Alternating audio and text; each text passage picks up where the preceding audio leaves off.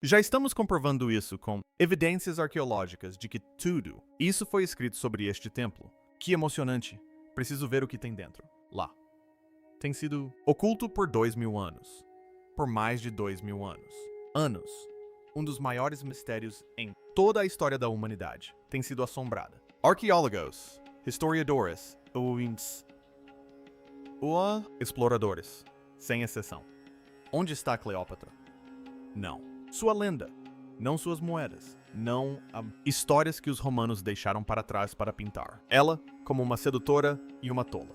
Seu corpo verdadeiro, seu túmulo verdadeiro. O lugar onde a última rainha do Egito viveu. Escolheu passar a eternidade. A geração atual tem uma teoria. Os oceanos engoliram-na. Os romanos destruíram-na. O tempo a apagou. Mas e se nada disso? Isso é verdade? E se ela não fizesse? Desaparecer completamente? E se ela simplesmente esperou 2000 anos debaixo do deserto? Areia dentro de uma estrutura tão estranha, tão deliberado e tão aterrador que até mesmo os cientistas que o descobriram não tinham certeza. Eles deveriam ter aberto, porque é isto que ninguém está falando. Torre. Uma equipe de arqueólogos não apenas encontraram uma tumba, eles encontraram algo. Respiração. Uma estrutura que pulsava com um ritmo diretamente ligado ao Egito. Submundo. Um túnel que se estendia quase uma milha abaixo da superfície. Um quarto com teto feito de estrelas, paredes repletas de avisos. E, bem no centro, um caixão de granito preto que nunca deveria ter sido aberto. E quando eles abriram mesmo assim, o que eles encontraram lá dentro não parecia uma descoberta. Parecia um aviso. Esta é a história de como Cleópatra, o sétimo, foi finalmente encontrado. E por que algumas das pessoas que a encontraram, eles gostariam que não tivessem feito isso?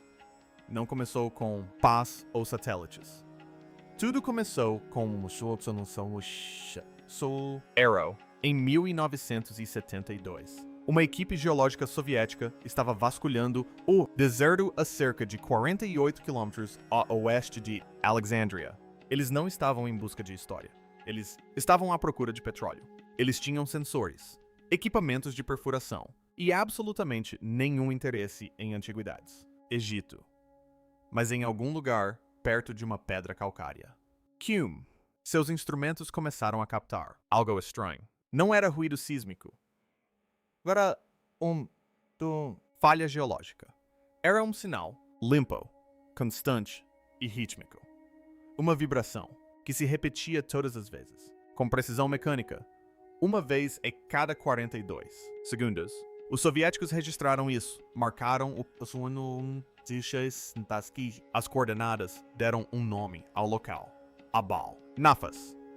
Em árabe, isso se traduz como o lugar que respira. E então eles empacotaram tudo e relataram que não havia nada. Havia petróleo na área e eles seguiram em frente. O financiamento acabou. A Guerra Fria. Exigiram que sua atenção fosse para outro lugar. E aquele arquivo, aquela anotação estranha sobre um deserto respirável, foi enterrado em um arquivo de 30 anos. Mas eis a questão sobre os mistérios. Você pode arquivá-los. Você pode esquecê-los. Você pode se convencer de que eles não importa. Mas o mistério não tem o mesmo efeito para você, a forma sob a areia, avançando rapidamente. Até o início dos anos 2000, e a tecnologia de imagens de satélite tinha tornar-se sensíveis o suficiente para ler o calor. Assinaturas através de 12 metros de deserto. Areia. Quando os pesquisadores viraram esses satélites em direção à mesma crista calcária, os soviéticos haviam abandonado décadas antes. O que apareceu nos monitores parou, todos com frio. Os padrões de calor abaixo. A superfície não estava espalhada, ou natural, eram geométricas. Havia retas, linhas, ângulos retos perfeitos e enormes formas retangulares dispostas, com precisão deliberada, todos ocultos. 40 pés abaixo da terra. A natureza não funciona. É assim. O vento não corta direito. Ângulos. Areia movediça não produz. Simetria perfeita. Alguém construiu isto. E quando os pesquisadores sobrepuseram todos os dados de calor em uma grade digital e rastreados, o esboço completo do metrô. Estrutura. A forma que surgiu deu forma ao cabelo. Ficar de pé nas costas de cada um. Egiptólogo na sala. Era uma cruz ansata. Todo o complexo, imenso, deliberado, e completamente invisível da superfície, foi disposta no formato exato do antigo símbolo egípcio para vida eterna, a chave dos deuses. E não era apontando aleatoriamente. Estava orientado diretamente em direção a um planalto que havia sido associado há séculos ao deusa Ísis. Agora pense nisso. Cleópatra não apenas governou o Egito, ela acreditava que ela era Ísis. Não era devota de a deusa, não uma admiradora. Ela afirmou ser a encarnação viva do mãe de todos os deuses. Ela se vestia como Ísis. Em cerimônias públicas, ela governou em o nome dela. Ela se autodenominava a nova Ísis. Então, se você era Cleópatra e precisava de escolha um lugar para passar a eternidade, você não escolheria um lugar com o formato de o símbolo da vida eterna, apontando para a morada da deusa. Você alegou ser, os dados passaram de interessantes para impossível ignorar. A mulher que acreditava na maioria das descobertas não se começa assim com um cientista. Começam com alguém que se recusa a aceitar a versão oficial. Kathleen Martinez não era uma carreira arqueóloga. Ela era uma criminosa, advogada de defesa da República Dominicana. República. E ela se aproximou do mistério, do túmulo desaparecido de Cleópatra, da mesma forma que ela abordaria uma injustiça. Caso de condenação. Ela analisou as evidências e encontrou inconsistências e começou a puxar os fios. A teoria oficial dizia que o túmulo de Cleópatra estava em Alexandria, provavelmente debaixo d'água, perdida devido a terremotos e à elevação do nível do mar.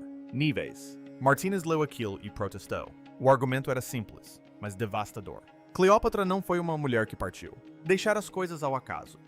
Ela era uma os governantes politicamente mais brilhantes do mundo antigo.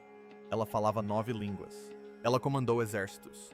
Ela foi superada em manobras. Júlio César e Marco Antônio e todo o Senado romano, por décadas. Uma mulher assim não escolhe um túmulo, que poderiam ser inundadas, saqueadas por seus inimigos.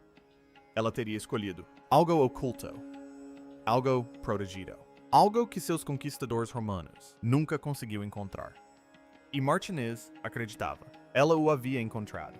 Antes de lhe dizer exatamente onde, clique, curta e se inscreva, porque as pessoas, quem controla o que é descoberto e o que permanece enterrado definitivamente não é desejável.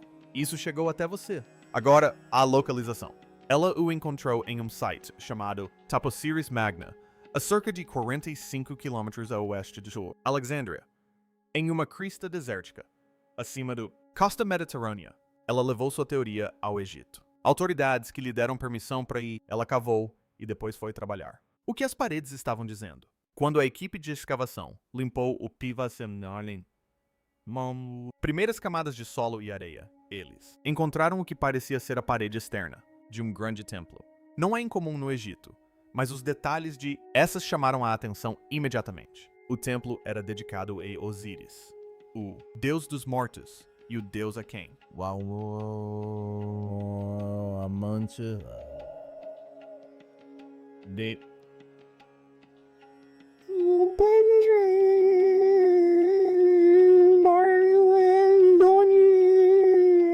Acredita-se que isso represente a essência. Ísis e Osíris, juntos na morte. Serviu perfeitamente. Mas eram as inscrições nas paredes. Isso fez com que a equipe parasse. Eles foram escritos em 2 idiomas. Hieróglifos egípcios de um lado, por outro lado, os gregos antigos. Ambas as línguas dizem a mesma coisa, lado a lado. Isso parece pequeno até você compreender o contexto. Por quase 300, durante anos, a dinastia ptolomaica governou o Egito, como a realeza grega. Eles mantiveram suas culturas separadas. Eles falavam grego. Tribunal. Eles não se deram ao trabalho de aprender a língua do povo que governavam. Nenhum deles em 3 séculos fez o esforço, exceto Cleópatra. Ela foi a primeira e única governante de seu reino. Dinastia para aprender egípcio.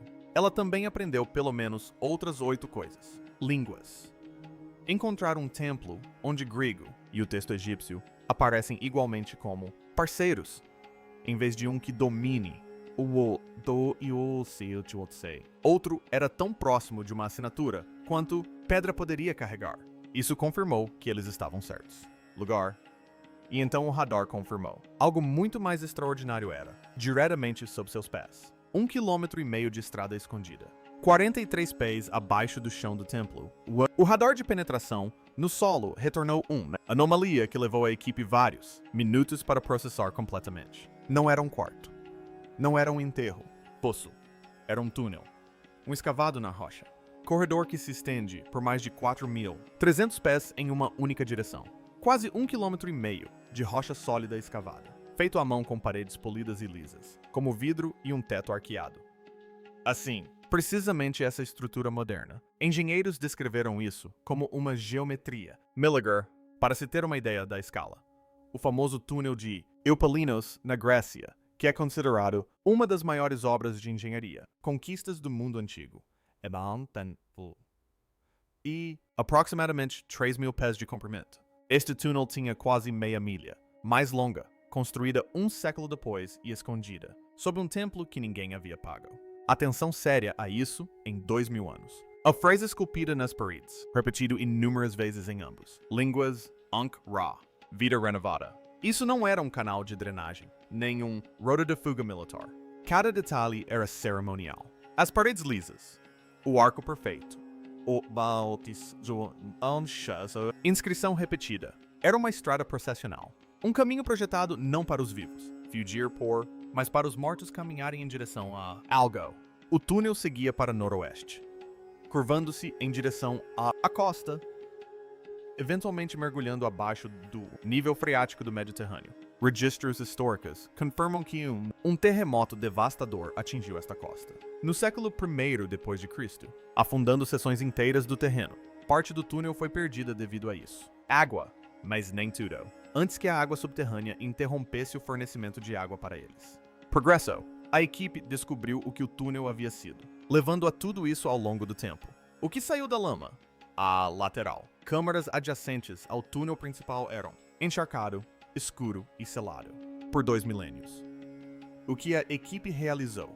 Da lama, durante as semanas seguintes, reescrevemos o que pensávamos que sabíamos. Primeiro, as moedas. Dezenas delas cunhadas em Alexandria, como a face de Cleópatra. Sétima, não a versão romantizada de Hollywood, de uma beleza impecável. As moedas mostram uma mulher com uma forte personalidade, nariz queixo proeminente e uma expressão de absoluto, autoridade intransigente. Estes não eram decorativos. Estes eram objetos políticos cunhados para o projeto. Poder, e alguém os havia carregado para dentro. Este túnel e os selaram lá. Ao lado das moedas havia estátuas ou algo parecido. O que restava deles? Cada um havia sido deliberadamente danificado. Narizes quebrados, olhos arrancados. Não se tratava de erosão causada pelo tempo ou pela água. Era destruição direcionada. O tipo de destruição que os romanos realizavam sistematicamente quando queriam apagar uma pessoa da história. Destruir a imagem era destruir a memória. Mas eis o que isso nos revela. Alguém sabia que os romanos estavam a caminho. Alguém reuniu esses objetos sagrados, essas moedas, bustos e símbolos de sua rainha, e os escondeu no subsolo antes da chegada das legiões. O estrago já estava feito, mas quem fez isso estava tentando salvar o que ainda podia ser salvo. E então, as múmias. Elas não foram enterradas da maneira usual. Cada uma tinha uma língua de ouro colocada dentro da boca. Um ritual retirado diretamente do mito de Osíris. No submundo, a alma deve falar perante os 42 juízes. Uma língua de ouro garantia que os mortos ainda pudessem apresentar seus argumentos. Essas não eram pessoas comuns. Eram indivíduos de alto status, enterrados ali propositalmente ao redor de alguém importante. O túnel se estreitou. O radar mostrou uma parede selada à frente, e atrás dela, algo que os sensores não conseguiam explicar completamente. Estava quente. A sala que não deveria existir. A parede era de granito, reforçada e selada, e a equipe levou horas para atravessá-la. Quando o último bloco desabou e o ar atrás dele invadiu o túnel, ninguém se mexeu por um instante. Estava quente, com cheiro metálico. Cheirava a ozônio e a algo mais antigo, algo que não tinha um nome científico preciso. Eles iluminaram a abertura com suas lanternas. As vigas atingiram o teto, e por um instante, Todos naquele túnel pensaram estar olhando para o céu aberto. O teto da câmara era coberto de lápis lazuli, a pedra azul profunda que, no mundo antigo, valia mais que ouro. A pedra veio das montanhas do Afeganistão. Conseguir pedra suficiente para revestir um teto inteiro era uma demonstração de riqueza quase inimaginável. E as pedras não estavam espalhadas aleatoriamente. Elas estavam dispostas em constelações, um mapa perfeito do céu noturno, como era há 2000 anos. Com a deusa Ísis estendida no centro, asas abertas, de pé sobre o corpo de Osíris, folhas de ouro conectando suas mãos às estrelas. Era uma cena de ressurreição, de uma esposa trazendo seu marido de volta da morte, o próprio mito em torno do qual Cleópatra estruturou todo o seu reinado. As paredes sob o teto celestial estavam revestidas por uma resina negra e vítrea, fundida pelo calor, algo que não deveria ser possível a essa profundidade. E naquelas paredes, esculpidas em letras irregulares que pareciam apressadas, quase desesperadas, estavam advertências. Perturbe a união e o equilíbrio se romperá. E mais abaixo, perto do chão, quase escondido sob séculos de fuligem, sangue escorrerá do olho esquerdo. No centro da sala, sobre uma plataforma elevada de pedra fundida, estavam lado a lado 2 esquifes de pedra. Entre eles, um cilindro de bronze gravado com espirais, e em sua superfície, um olho esculpido com uma única gota abaixo. O chão vibrava a cada 42 segundos. Martínez olhou para a sala. Olhou para a plataforma. Olhou para os avisos nas paredes. E ordenou que abrissem a plataforma mesmo assim.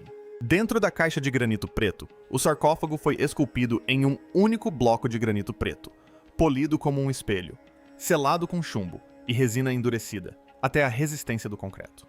Só a tampa pesava várias toneladas. Foi necessário trazer um guindaste para a sala. Quando se movia, o gás pressurizado escapava com um som semelhante ao de uma expiração. A mesma palavra que os soviéticos haviam usado 50 anos antes. Bol nafas, o lugar que respira.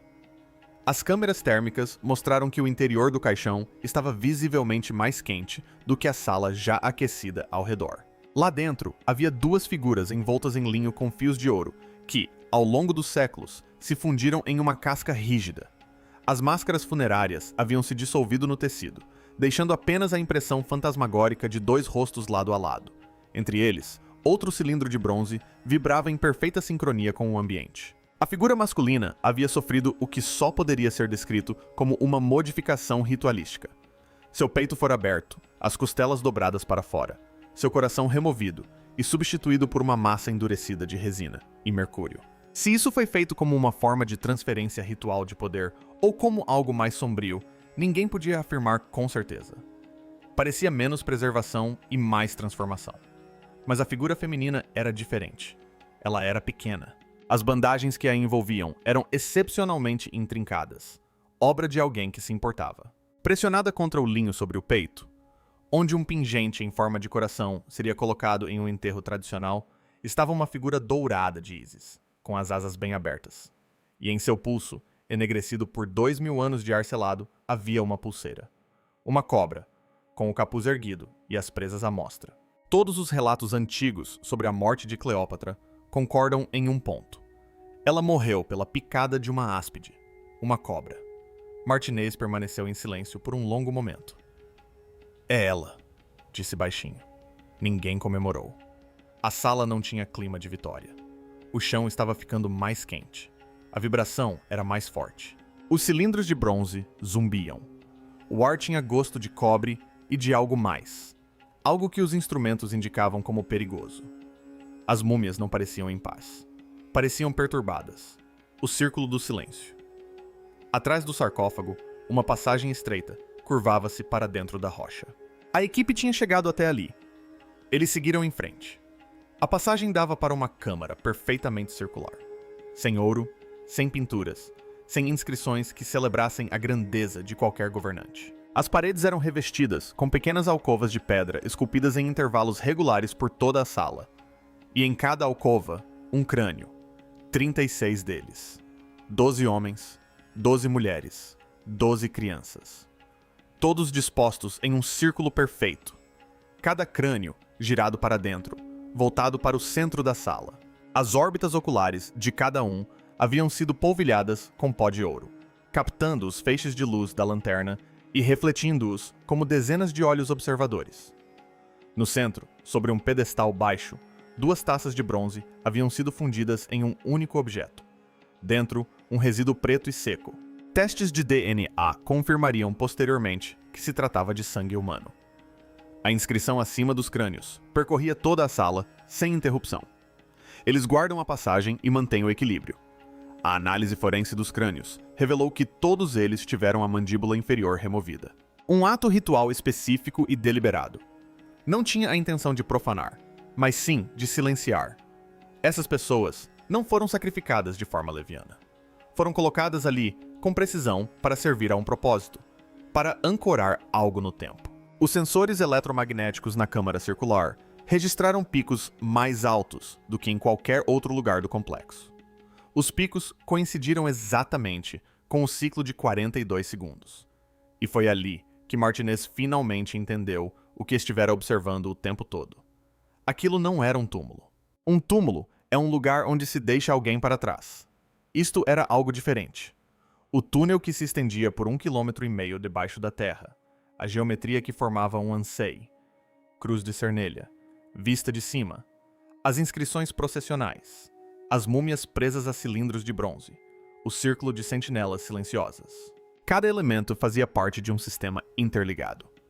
Os antigos egípcios acreditavam que, com a geometria correta, o ritual correto e os elementos humanos corretos, era possível construir um mecanismo que existia fora do tempo. Uma estrutura que não apenas sustentava um corpo, mas também mantinha uma alma. Mantiveram o equilíbrio cósmico intacto. Impediram que o submundo invadisse o mundo dos vivos. Eles não enterraram Cleópatra. Construíram um motor espiritual ao seu redor. E esse motor funcionou silenciosamente por 2000 anos, até hoje. O que acontece quando você desliga? O zumbido deixou de ser um zumbido. Tornou-se uma pressão no peito, uma sensação de formigamento na língua, um peso atrás dos olhos. Martinez deu a ordem para lacrar a câmara, imediatamente. A equipe se moveu rapidamente, de volta pela sala circular, passando pelo sarcófago aberto, pela brecha na parede de granito, descendo o túnel processional de 1.200 metros, atravessando as câmaras externas, a lama, as moedas e as estátuas quebradas, até chegar à superfície. Eles selaram a entrada. O deserto ficou completamente silencioso. Não quieto. Silencioso. Como um cômodo fica silencioso depois que a energia acaba. Quando você percebe o quanto de barulho o ambiente fazia, sem que você notasse. O pulso de 42 segundos havia desaparecido. O lugar que respira parou de respirar. Martinez estava de pé na areia, olhando para o cume. Ela havia passado anos perseguindo essa descoberta. Uma advogada que se tornou arqueóloga porque acreditava que uma rainha brilhante merecia mais do que ser dada como desaparecida. Ela estava certa. Ela a havia encontrado. E ali, parada em silêncio, ela não se sentia triunfante. Queríamos respostas, disse ela. Mas isto parece um castigo. O que ela queria dizer, o que todos eles entenderam ali, parados naquela tarde egípcia, era que a estrutura em que haviam entrado não fora projetada para ser explorada. Foi projetado para funcionar. Funcionou silenciosamente, invisivelmente, exatamente como planejado, durante 2000 anos. E no decorrer de uma única escavação, uma equipe de cientistas entrou, rompeu os lacres, abriu o sarcófago e desconectou todos os componentes de algo que eles não compreendiam completamente. O mecanismo fora construído para manter o equilíbrio. Então, a pergunta que ninguém conseguia responder, aquela que ninguém no local dizia em voz alta, mas que todos estavam pensando, era esta. Se essa coisa foi construída para manter algo no lugar, o que acontece com o equilíbrio agora que ele foi quebrado? Encontramos uma rainha depois de 2000 anos, ou apenas abrimos uma porta que estava selada por um motivo muito específico? Se esta história lhe chamou a atenção, compartilhe. E se quiser se aprofundar nas descobertas que a arqueologia tenta enterrar quase tão rápido quanto as revela, inscreva-se. Tem muito mais de onde veio isso.